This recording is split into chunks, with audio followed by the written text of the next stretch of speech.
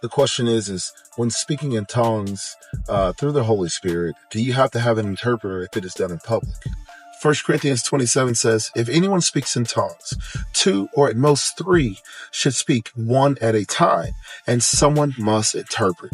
It says, if there is no interpreter, the speaker should keep quiet in church and speak to himself and to God.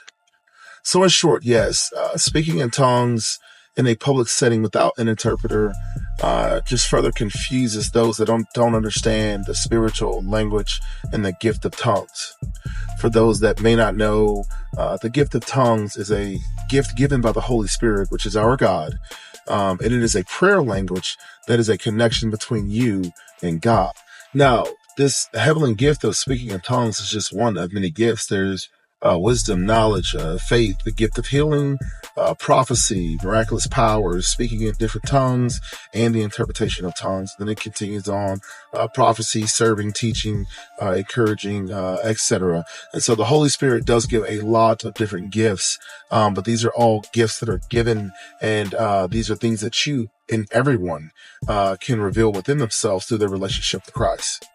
So please don't ever see someone speaking in tongues or someone doing something miraculous and think they must be special. They are no more special than you. They have just got to a place in their connection and relationship with Christ where he has just revealed another level of himself to them. And if you deep desire any of the gifts, you just pray for them and you get closer to Christ and God will reveal the gifts to you.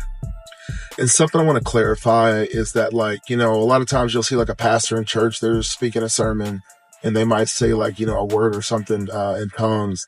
That's not necessarily what Paul is talking about. He is talking about you trying to deliver a message in tongues.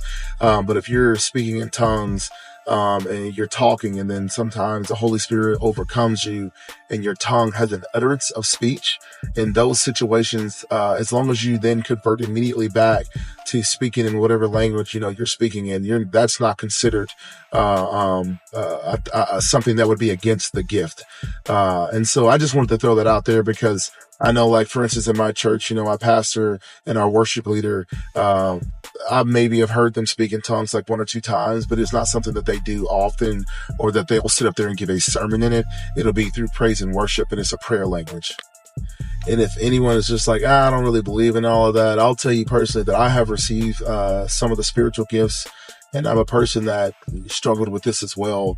And I'm a believer because by submitting to Christ and getting to know Christ, I myself have received some gifts. And so this is Eric Scott answering the question above. I love you guys. Keep asking questions. Thank you.